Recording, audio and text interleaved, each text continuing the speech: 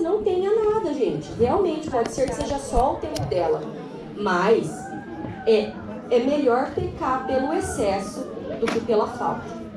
E eu digo isso porque se eu tivesse insistido muito mais, quem sabe eu teria tido um diagnóstico muito antes do meu filho.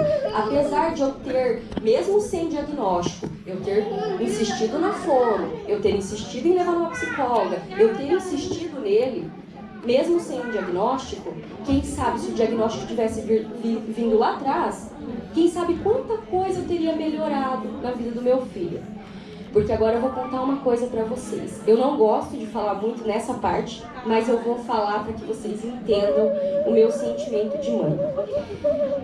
Eu, com toda essa certeza do diagnóstico de autismo do meu filho, com tudo que eu li na internet, com tudo que eu procurei saber, com pessoas do meu lado que tinham a mesma certeza que eu fui, levar meu filho num psiquiatra aqui no Japão. Quando eu cheguei, demorou 6 meses a primeira consulta, lá no Oi. Aí eu cheguei, me sentei, e o médico olhou pra minha cara assim, sabe? Uma cara fechada, o médico olhou pra minha cara, mentira, ele olhava assim, sabe? Porque esse médico também não mantém contato visual. Aí ele pegou e falou assim, nossa, com tudo que você relatou, assim, o que você acha que o seu filho tem? Aí eu pensei comigo assim, gente, eu vim aqui pra ele me falar, o que meu filho tem, não eu falar pra ele o que meu filho tem. Mas hoje eu entendi o que ele quis fazer comigo. Porque primeiro, a aceitação tem que vir daqui, tem que vir da mãe.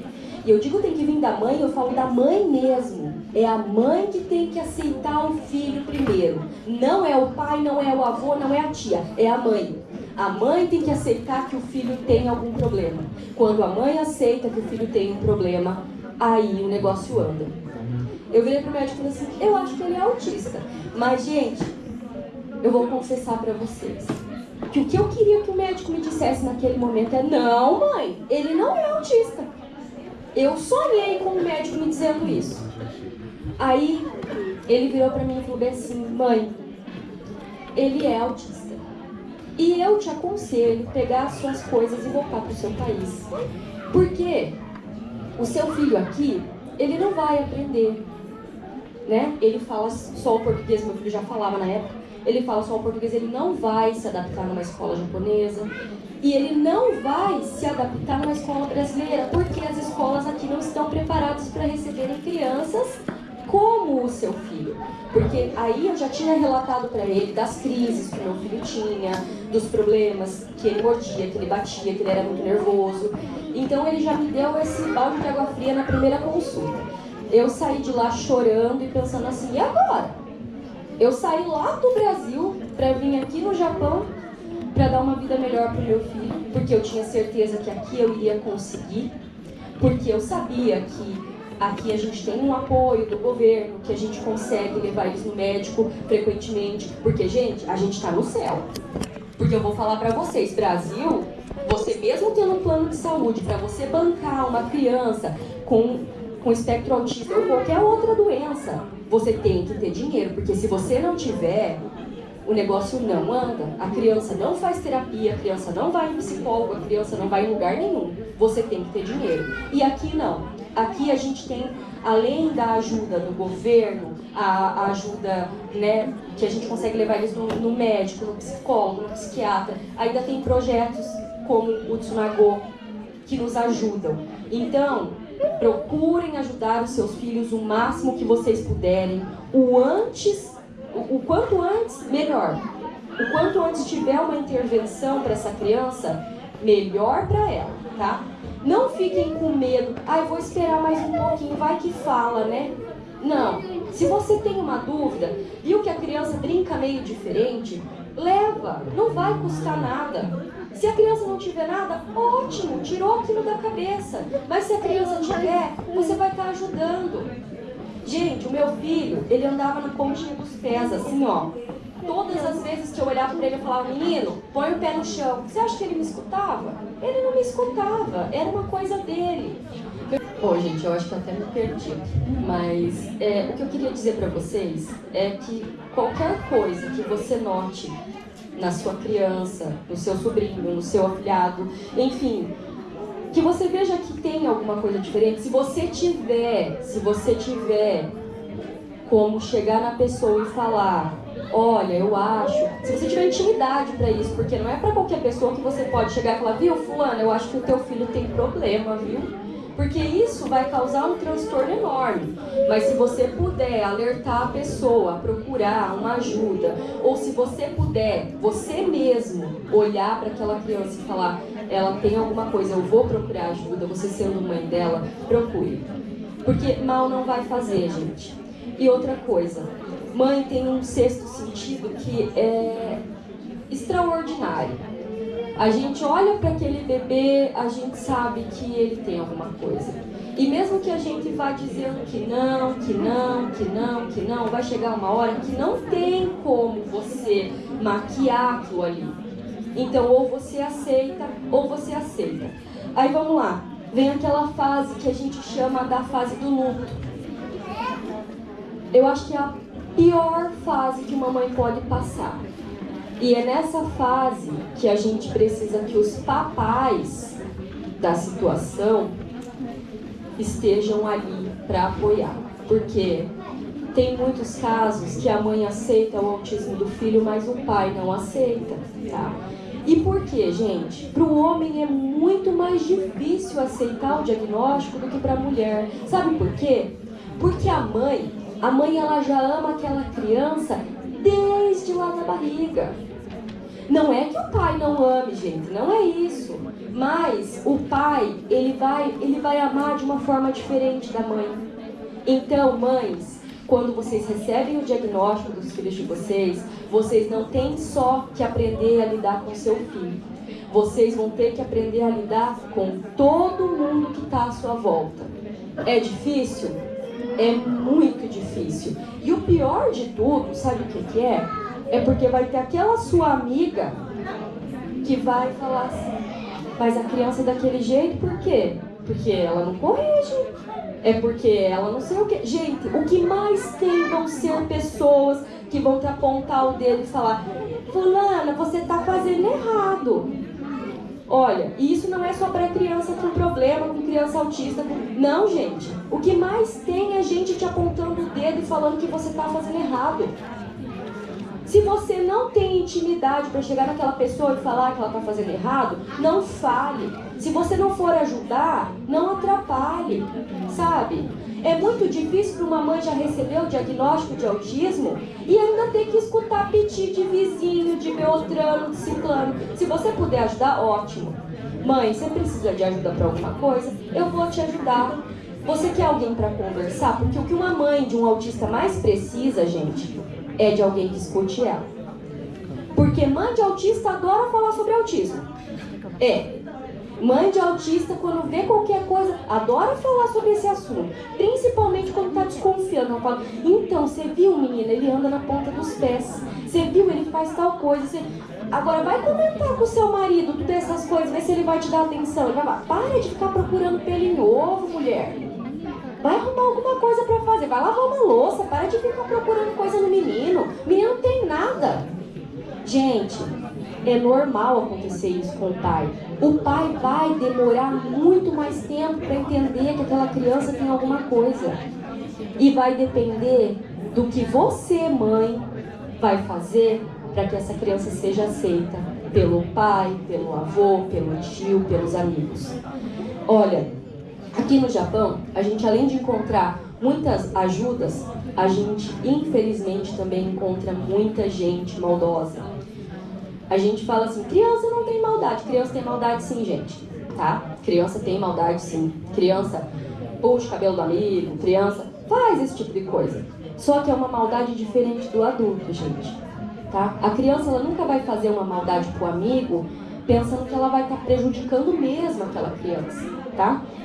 Eu acho assim que a gente tem que aprender a amar o próximo, sabe? A gostar daquela pessoa como ela é.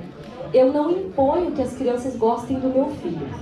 Se o meu filho é bem-vindo num lugar, ele chega e as crianças brincam com ele, ótimo, eu deixo ele brincar. Mas se eu perceber que aquelas crianças não estão satisfeitas, não estão gostando da brincadeira dele, sim, eu chego lá, eu intervenho a brincadeira, falo, vem aqui um pouquinho, tiro ele de cena, levo ele para outro lugar. Eu estou fazendo errado? Tá, gente, eu posso estar fazendo errado. Mas eu acho que nenhuma mãe gosta de ver o filho no meio de pessoas que ele não está sendo, né, querido ali. A gente vai errar muito durante esse processo. E quando eu digo que a gente vai errar muito, a gente vai errar muito mesmo. A gente vai fazer muita coisa errada. Eu já bati no meu filho, eu já dei palmada, eu já peguei a cinta, eu já bati com o chinelo, eu já chamei ele, já chamei a atenção dele gritando várias e várias vezes. Gente, eu não vou falar pra vocês aqui que eu não faço isso em casa de vez em quando. De vez em quando eu banco a louca lá em casa. Meu, fecha essa porta, fecha essa roupa, faz não sei o quê. Meu filho vira pra mim e fala assim, não precisa gritar, mas se eu não gritar, você não me escuta. Não é? Então, assim, eu falo pra vocês, é aquela velha história, faço o que eu digo e não faço o que eu faço. Não gritem com os filhos de vocês. Se eu pudesse dar um conselho pra vocês que estão aqui hoje, quando vocês forem falar com seus filhos, abaixe, olhe nos olhos. A criança não faz contato visual, meu filho também não fazia. Hoje, eu obrigo ele a me olhar. Olha pra mim, eu tô falando com você.